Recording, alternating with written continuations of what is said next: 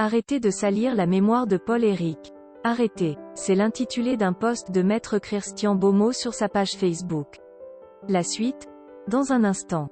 Abonnez-vous en activant la cloche de notification pour recevoir la primeur de nos futures publications. Voici les détails de son post dans leur intégralité. Paul-Éric n'a trahi personne et je sais de quoi je parle.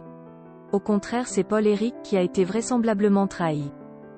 Paul-Éric a toujours accusé le MRC d'avoir violé leur accord politique de non-présentation de candidatures concurrentes dans le Mungo.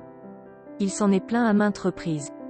Tout le monde l'a suivi le dénoncer au cours de son premier passage à Equinox lors de sa sortie de prison.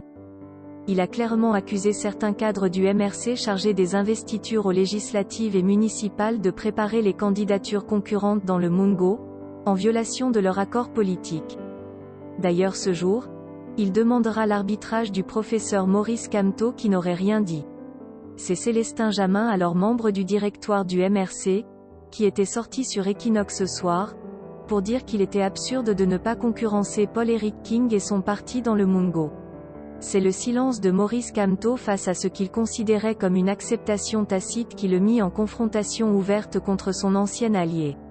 Car il trouvait que malgré le désistement du MRC à participer à cette élection, l'intention malveillante de le détruire politiquement était consommée.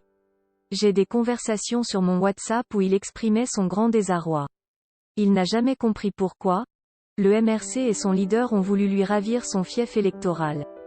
S'en sont suivies des sorties fracassantes, en réaction à celles tout aussi violentes contre sa personne de certains militants et soutiens du MRC. Accuser Paul-Éric de traîtrise, c'est de la malhonnêteté. Paul-Éric est le véritable père du non au hold-up électoral qu'il a durci par son ton. C'est lui qui critiquera l'usage des sons de marmite, comme mode de revendication politique du non au hold-up électoral arrêté par le directoire du MRC, pour des manifestations sur le terrain, y compris dans la diaspora. Arrêtez avec cette mauvaise foi. Je ne laisserai pas trahir la mémoire de Paul-Éric. Paul-Éric était un digne combattant de la liberté et de la justice sociale. Combien de Camerounais vivant au Cameroun ont son parcours de revendication politique et qui ont souffert dans leur chair comme lui? Arrêtez de salir ce digne compatriote. Veuillez prendre 3 secondes pour liker la vidéo et la partager.